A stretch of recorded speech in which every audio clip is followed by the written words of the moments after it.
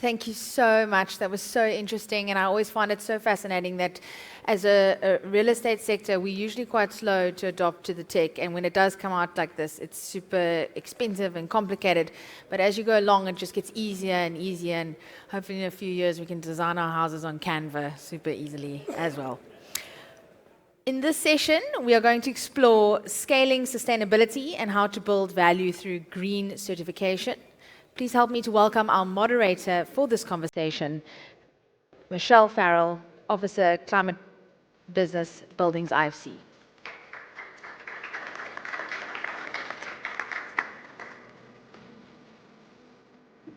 All right, if I can ask my panelists to join me on the panel, and thank you for putting up with me for another session today. It's been quite a few.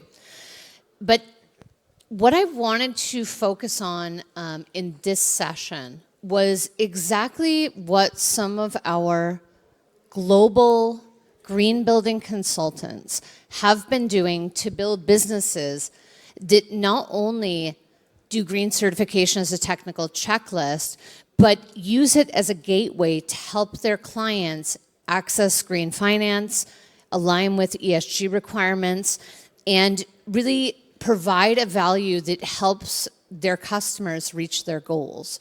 And this value-added service is something that we've seen build into companies that have done over 300 certifications across the world. So I want to go through each of our different groups. So first, I want to start with David. So if you can just tell me a little bit about what you're doing in Mexico, where you've achieved hundreds of thousands of square meters of certification. How are developers and investors responding to green building certification, and how do you help prove and sell the value way beyond just certification? Thank you very much, Michelle. Is it on? Yeah. Thank you very much, Michelle. I'm really happy to be here with you guys. I'm David Dominguez from Tres Lotos Consulting. We are a consulting firm based in Mexico. And so what we have in Mexico is after the pandemics, because of the nearshoring, a lot of companies are relocating just to be close to the USA. So that's why we are in need of so many industrial spaces, and there is a lot of job creation. So we need more spaces for people to be living in, schools, etc. And everything, it's all about green financing right now at the moment. So what we have in Mexico, for example, we just published a couple of years ago the green taxonomy. So what we do is that we help the developers understanding what the taxonomy is. It is not a code. It is not mandatory. It is just a tool for banks and local institutions to create incentives for green building. So we tell them that's what it is. This is how you comply with it. You have multiple options. Some options are better depending on the project type. So we tell them these are the KPIs that you can get out of those certifications, and this is how you report them to either banks or to make sure that you're complying with the taxonomy. We also make sure to explain them these are the multiple options that are in the market with the banks. In the past, we just wouldn't think about having a bank in the conversation. Now we are expanding. The stakeholders are growing, and we also always try to explain them. Just make sure to bring not only the ESG people, but also your sales team, your marketing team, the design, the construction team, because everybody has something to provide and ideas to put on the table. We get the best out of the conversation and everybody benefits. And I think this is a great example of saying, it's not necessarily his job to jump in these things, but it's certainly allowed the company to differentiate the services they've got. So let's now move to India, where Savvy Greens, a huge company that's done many certifications. What sort of value add do you provide when you approach your clients who are looking at green buildings? How do you help them maximize that value? First of all, thank you for inviting us for the panel here. We're a consulting firm in India. It's called Savvy Greens. It's born out of actually a parent company that used to be a development company. We've had over 25 years of building green buildings ourselves. And then over the last about 4 to 5 years, we've started doing consultation in the green space as well. And in that space, India overall has taken a lead as well in kind of pushing the frameworks for ESG and for more sustainable reporting now. But starting in the beginning, when we started doing our consultation work, we used to focus more on certifications and compliances. We've seen ourselves grow into more sustainability partners now. We do more value chain addition to the companies that have compliance requirements, but then starting from certification, moving to carbon accounting, going down the chain to doing decarb reduction for them, looking up materials that will help them kind of scale down their emissions, and then falling into reporting year-on-year reporting from ESG to BRSR to even meeting SBTI goals that align with the global policies have really opened up the floor for India to kind of open the channels for international clients to start coming in as well. So that's really created a big jump in the market for the incentive for sustainability to be beyond now compliance and be a little more market driven at this point. So that's been our main focus for the past few years in kind of meeting compliances, but now we're seeing more focus on even marketing and in kind of creating a more aware, more intentional, sustainable market. And I think it's a very good point, right? We're going from a menu of services to a solutions-based approach. Where does the company want to go? What can we do for them to get them to their goal? And I remember we were at one of my colleague Kushinga's regions in Nigeria. I was there. And someone said, well, there's no blended finance. We cannot move forward with green buildings until there's blended finance. And I said, well, what about these 5 sources of blended finance? And they were not aware of this. And there is still a mentality in the green building consultancy sector. It's not my job to know about finance. Well, guess what? If you do, you're able to open those doors. So what do you see some of the green building consultants struggling with here? And what do you think could improve what they're working with and how they could adopt some of these practices? Thanks, Michelle. So I think looking at the region and trying to answer that question sort of from a perspective of markets where the green building consultants have been successful and where they're still struggling, I think the key differentiator is exactly what you've said, which is that understanding that the combination of technical know-how, which the green building consultants are more comfortable, acquiring, and also the financial incentives is what really transforms the markets, right? So it is absolutely the business of the green building or the sustainability consultants to understand the entire value chain and the entire business case for green buildings, why they're necessary, and where to find those pool of funds of climate finance and green finance. And in fact, it forms part of our strategy even as the IFC, in that we would work with the banks to develop green finance products, but also with developers and professionals in the market to get them to acquire those green building skills. And when you have that confluence of the technical know-how, which the sustainability consultants are comfortable with, and if you combine it then with the understanding of what the financial incentives are that are available, then you really see the market take off. And if you want an example of that, of where that's happened, is South Africa, right here, right? So if you speak to South African green building consultants, they're very aware of what's available in the market in the way of green mortgages, developer finance, etc. So they can become that connecting force, because the finance is out there, but the project teams don't necessarily know where to find it and what the pathway looks like to become eligible to access those funds.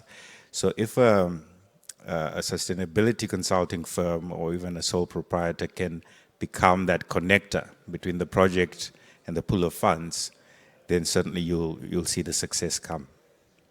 Right, and we heard that a little bit earlier from the Creating Markets group that was here, right? It's about connecting the dots, and the people who can bridge these barriers truly unlock markets.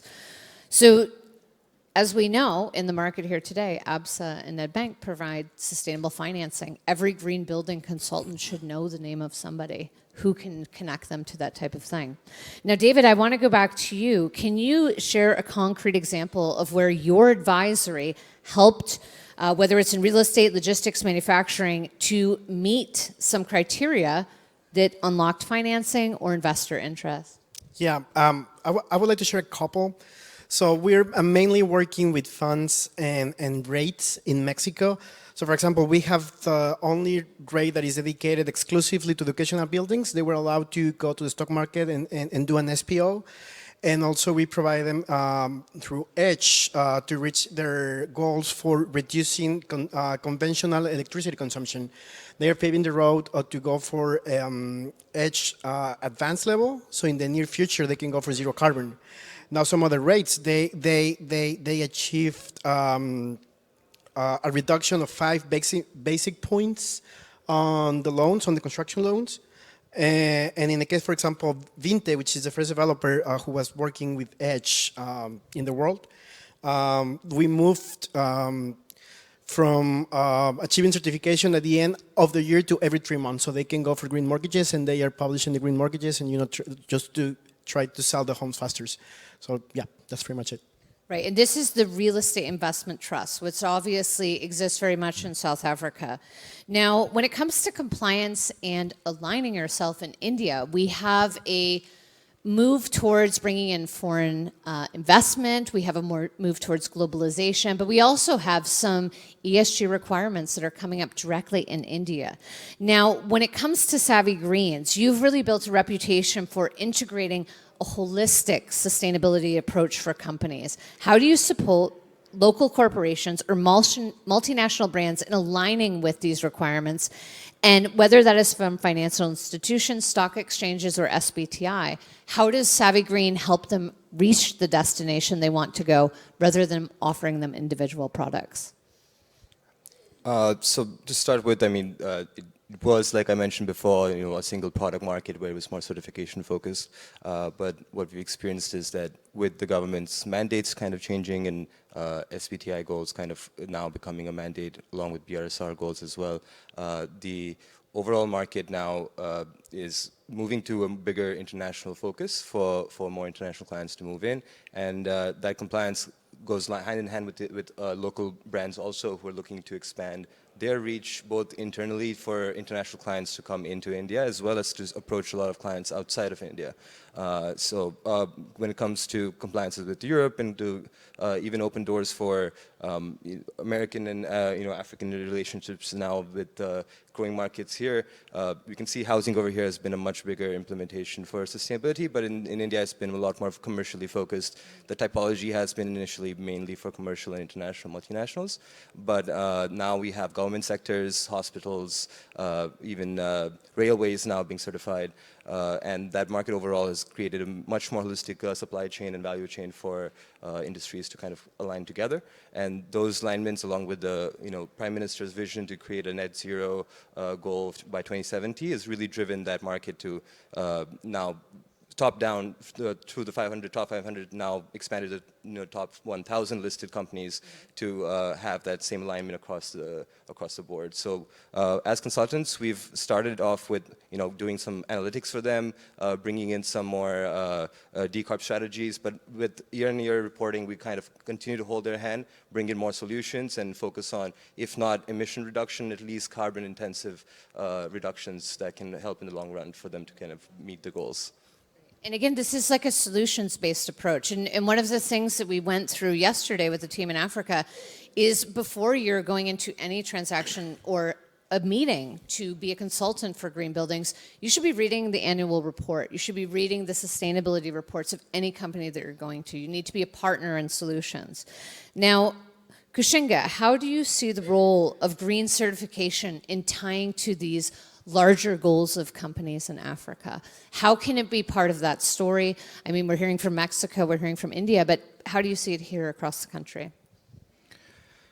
I think it really differs from market to market.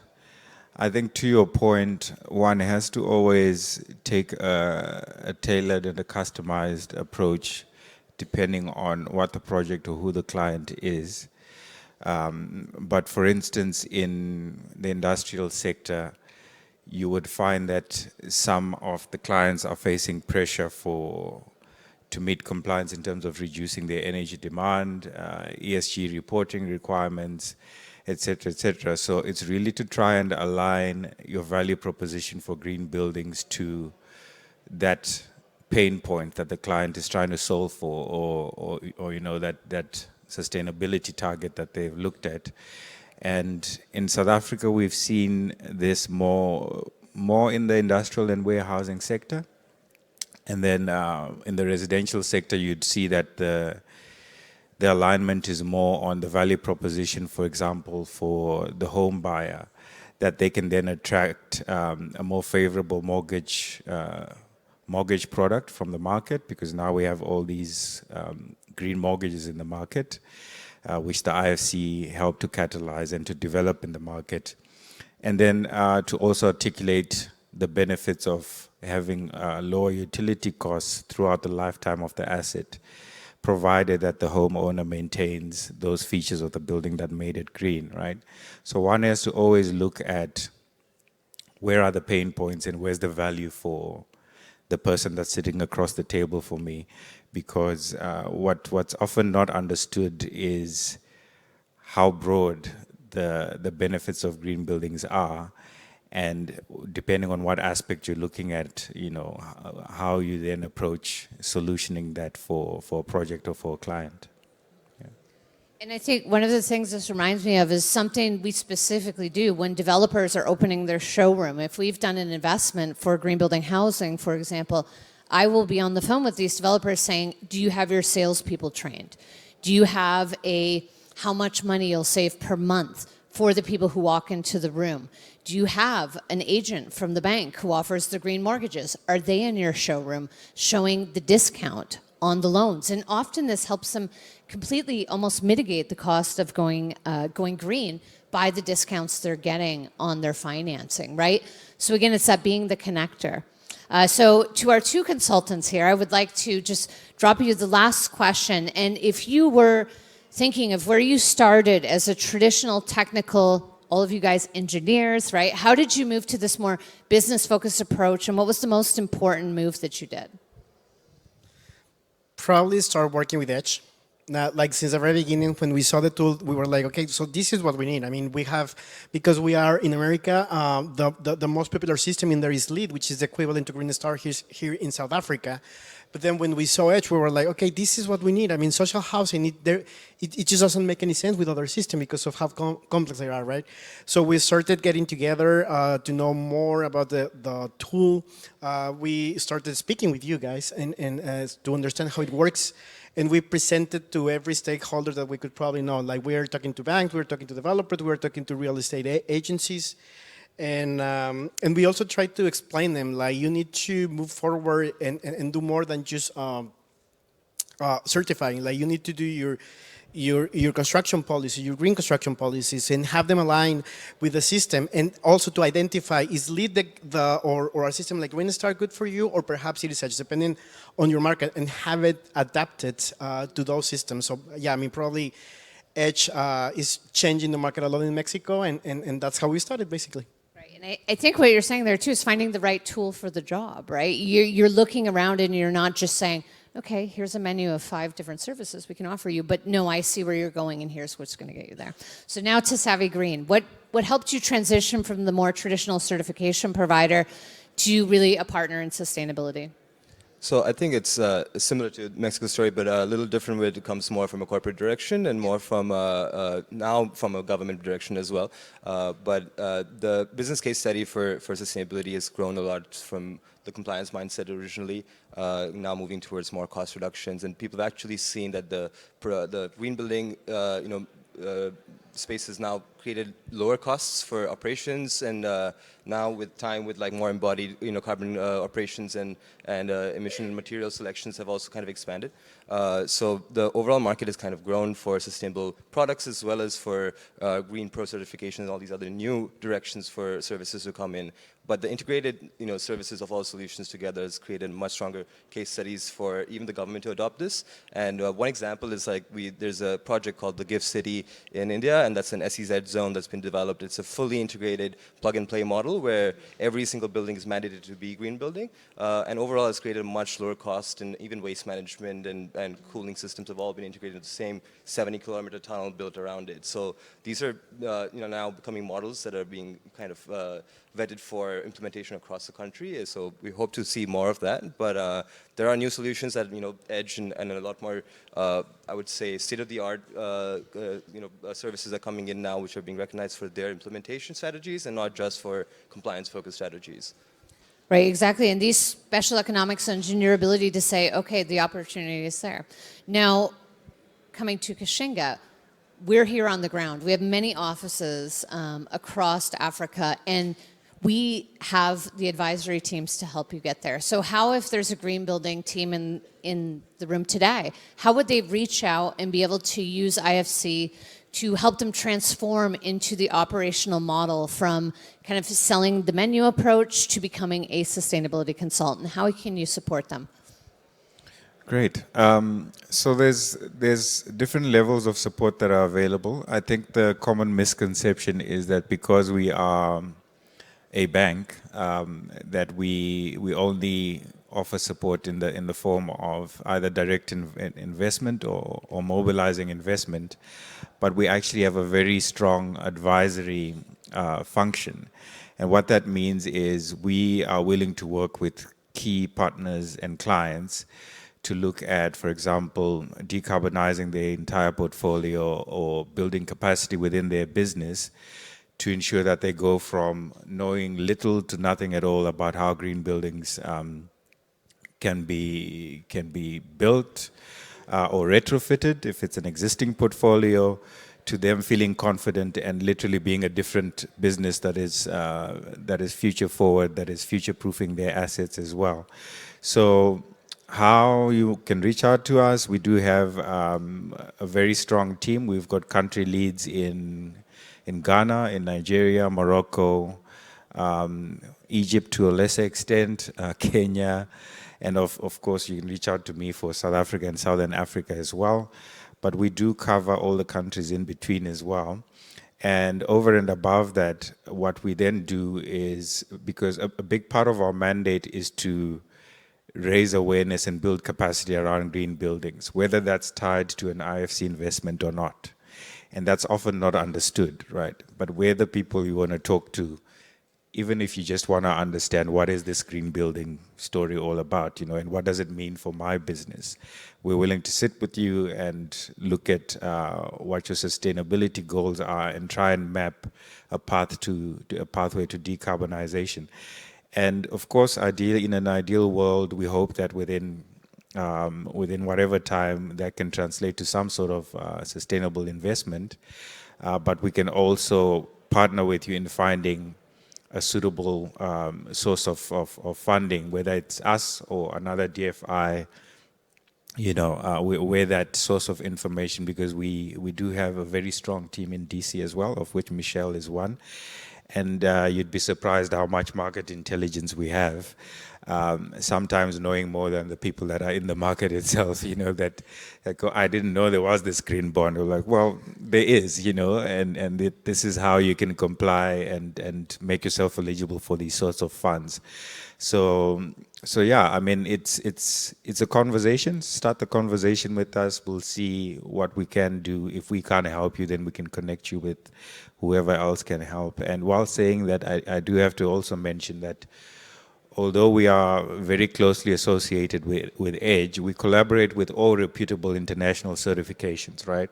So if you came to us and said, I do have a portfolio of projects, but they're more fit for purpose to be certified with LEED, we're not going to turn you away and say, well, we don't want to touch that. That's not how we work. We're not competitors. Our goal is not to have EDGE flood all the markets.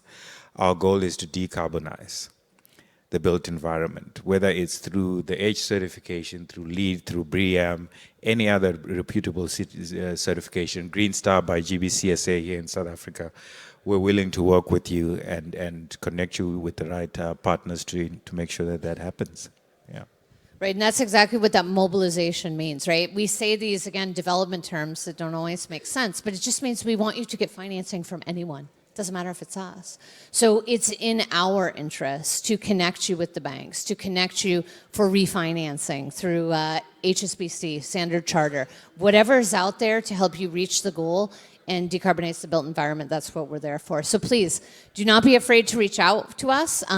All of these great case studies and examples we have on our website, you can find them under our service providers page. You'll see Savvy Green and David from Three Lotus on there, so don't be afraid to reach out as well for some mentoring or questions. But thank you so much, and thanks for having us again.